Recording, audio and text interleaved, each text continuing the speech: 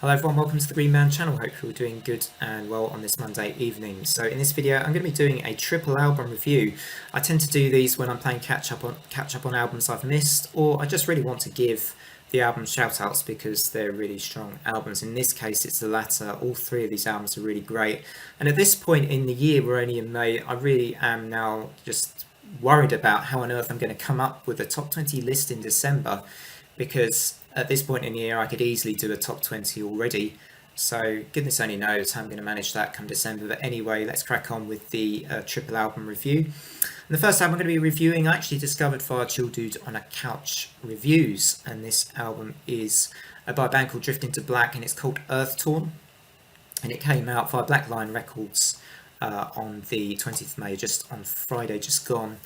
And what I'll also do is drop a link in the description box to Chill Dude on a Couch Reviews review of the album, because it's really good. He goes into a pretty good explanation of the story behind the album, and I'll only be covering it briefly here. So if you want to know a bit more about the album, I'd actually say check out his review of the album. But I really liked the sort of heavy sci-fi concept idea behind this album, and enjoyed the sort of alternating of some really heavy, harsh doom passages with more spacey, ambient, like progressive metal parts of the album as well, that I thought worked really well in tandem. Actually, I really liked that alternating in some of the tracks. I mean, It Fell From The Sky, I thought demonstrated it perhaps the best on the album. One of my favourite tracks actually was just how well that did with the alternating, and some really sort of well imagined vocal lines too. I thought I thoroughly enjoyed those.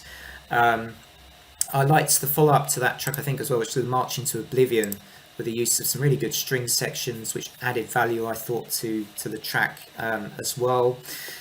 I liked the ups and the downs quite a lot too. It's a really powerful, stadium-filling, atmospheric song with some pretty impressive build-up, and I liked the Pink Floyd touches and the electronics towards the end of the track as well, that I thought were excellent too.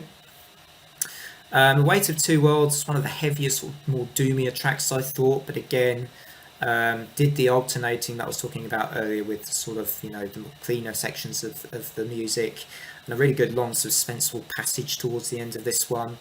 Another one of my favourite tracks on the album came towards the end, which was On Borrowed Time, which I thought reminded me a bit of a 70s Black Sabbath style of riff that was used, sort of the main theme on this track, which I also really enjoyed. And there was a good change of pace with Left to the Burning Sun as well in the album, which was just slightly before that. I liked that a lot as well. So yeah, I liked the concept. As I say, this is about an alien apparently visiting Earth and having to make some really, really tough decisions, because he's on a mission. He has to decide whether or not, to destroy Earth or to find out more information about it, I think. And it's just really quite an interesting album, with lots of story developments as you go through it as well, that are worth delving into. And it is an album you have to listen to really from start to finish to completely appreciate the flow of it, I think, and the story element. I'm going to give this album an 8 out of 10. I thought there were maybe parts of it could just be trimmed a tiny bit without taking away the storytelling element, but yeah, I thoroughly enjoyed this. I'm giving this an 8 out of 10. So now I move on to my second album in this triple album review, and this is Tones of the Sparrow by the Asteroid No.4, a band who I'm absolutely brand new to, haven't heard of them at all or anything. And they reminded me a lot of a few different shoegaze bands from the 1990s, perhaps most notably I would say Pale Saints, a bit of My Bloody Valentine era, 90s era stuff, and Slowdive as well. But just a hint of 1960s psychedelic rock as well. In fact, even the opening track, Emma, was very, very reminiscent of Piper at the Gates of Dawn to me, sort of era Syd Barrett era Pink Floyd. I just got a vibe of that as well from that track, the opening track on the album, which is actually an excellent start to the album too, if I can say that as well. But yeah, this album came out a little while ago via Club AC30 on the 26th of March, so it's taken me a while to get to this one, but yeah, as I say, I've just rather discovered this, better late than never. And really, really, just like I say, really engaging shoegaze album. Every track, it sort of gets its hooks into you pretty quickly, so you're not sort of, not many parts of this album really dragged to me, which was one of its strengths. I thought a lot of the choruses, a lot of the beautiful vocal lines, and the harmonies, with those really nice layered reverb guitars, worked beautifully, and some keyboard sections as well, some synth elements to the album, electronic moments that were also enhancing the album, not taking away from it. There was just so much to enjoy on Tones of the Sparrow, and I like the artwork quite a bit too. I just think that sort of kind of fits the album. You know, it's a little bit abstract, and there's certainly a beauty to be found in this album. So I mentioned Emma to begin with. I also really liked Set Your Sights, which felt a bit of a tribute to Loveless by My Bloody Valentine, with its sort of style and the way it's mixed and everything. I've sort of recognised a bit of My Bloody Valentine in that track, but a very strong track all the same, even though it may be a little derivative of that My Bloody Valentine sound. And I'm a huge, I love the track Forever. I mean, that track may be one of my top 10 tracks of the year so far even. I loved it that much. So definitely give this album a chance, particularly if you like me and you love shoegaze. I think you'll probably like this album. I hope you do anyway. But yeah, each to their own. And I would just say, you know, this album by Asteroid No.4 will be getting another 8 out of 10 from me. It's another cracking album that deserves a very good score. If I were to say anything about, you know, there were one or two tracks I perhaps enjoyed a touch less, maybe. I don't know whether Surrounded did too much for me, and A Castle Built for Two perhaps just felt a tiny bit sort of less my style of shoegaze track perhaps, but otherwise, you know, brilliant album. Like I say, it's an 8 out of 10 for me. Finally on the list, we have a really brilliant and blistering black metal album by the band Katharos, with their album of Lineages Long Forgotten, which came out for Willow Tip Records on the 30th of May, so not too long ago, still pretty recent.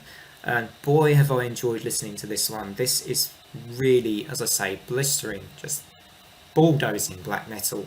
And what I really like about this album are probably a lot of the rhythms. You know, it's very recognisably black metal, you know, lots of blast beats, lots of bouncy black metal style stuff and rhythms, but I really like the swirling guitar, creative swirling guitar riffs, or the sort of really sort of sound, you know, very creative and dynamic. And I thought those moments against, you know, the dark atmosphere worked extremely well on this album. I mean, this is an album, if you're a black metal fan, I think I couldn't stress enough. I think you'll really like this. I think you will, and I hope you will. The last time I kind of felt this excited about black metal, there was another Swedish black metal band. This is a Swedish band, by the way, and Inaphelian's release. I mean, I think if you liked the Inaphelian release, you'll probably like this Katharos album an awful lot too. So do check this one out. Thoroughly enjoyed this as well. As I say, I thought to go into the tracks of this album a bit more because I haven't mentioned any tracks yet. I mean, Famed Retreat, absolutely brilliant, and that is exactly what I was talking about earlier, with these really interesting swirling black metal rhythms that were just fantastic. I really liked the title track as well. That had a slightly more melodic touch to it, and some sublime and ferocious, you know, pretty heavy black metal stuff going on as well in that song. Lady Asinian's Siege was perhaps the only track that lost me a tiny bit towards its end.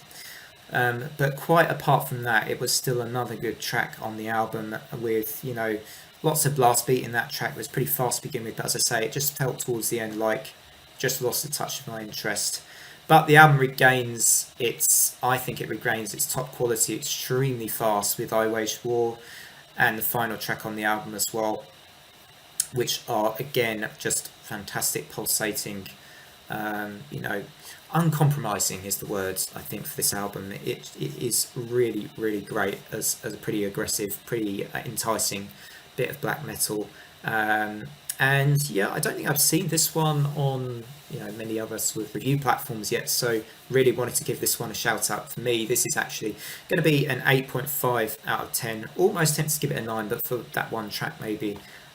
So do feel free, if you're a black metal fan, Katharos, go get.